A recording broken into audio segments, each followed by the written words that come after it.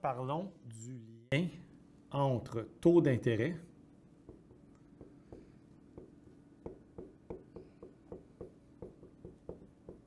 ou rendement et prix des actifs en plus grand détail, en plus de détails.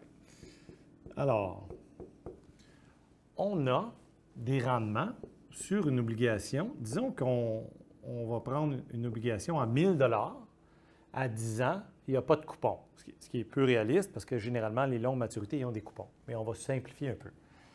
Et donc, 10 % 1 000 $, ça veut dire quoi ça? Ça veut dire que,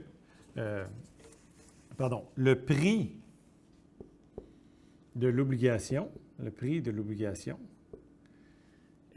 sera donné, on va supposer, qu'il va être influencé fortement par la valeur présente. Or, quelle est la valeur présente d'une obligation à 1 000 $ sans coupon, donc plus 0 ici, à 10 ans? Bien, divisé par 1 plus le taux d'intérêt exposant 10, n'est-ce pas? Et donc, supposons que les taux d'intérêt en ce moment sont de 10 %. Donc, 1000 divisé par 1,1, 10 %. Donc, I, c'est 0,1, 10 %. À la 10, vous calculez ça, vous trouvez 385 $ à peu près. Là. Okay? Maintenant, le prix de l'obligation, supposons que le taux d'intérêt, hausse de I, de 10 % à 20 %. Et donc là, la valeur présente, soudainement, elle est de quoi? Donc ça s'est passé en 1 an.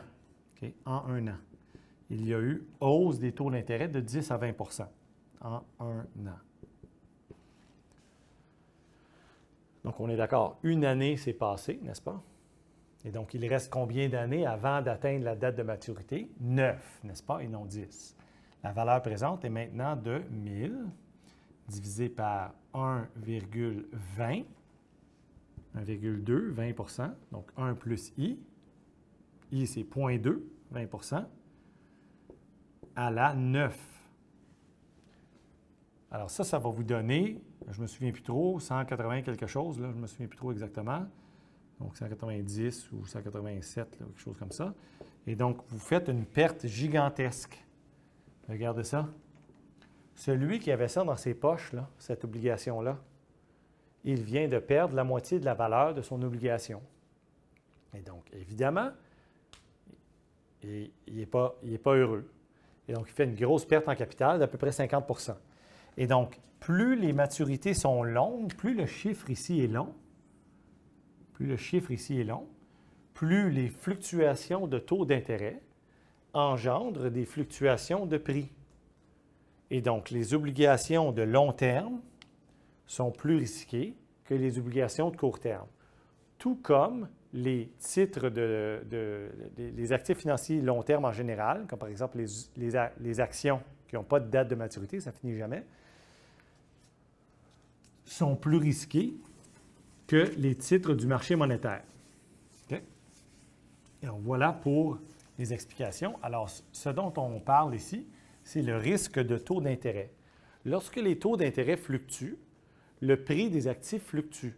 Donc, imaginez, vous êtes une institution financière, vous êtes gestionnaire d'une institution financière et dans vos actifs, là, vous avez actifs et passifs, n'est-ce pas? Bon, plus capital, mais disons, juste, je vais mettre l'accent sur les actifs. Donc, vous avez plein d'obligations à 10 ans.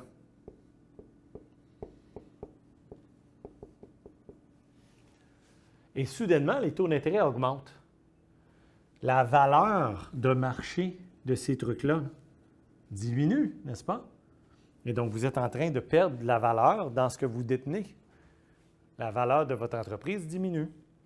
Et donc, ça, c'est une partie là, du risque de taux d'intérêt. Okay? Lorsque les taux d'intérêt fluctuent, ça change le prix des actifs. Et donc, ça peut avoir des impacts sur les bilans des entreprises financières, entre autres. OK?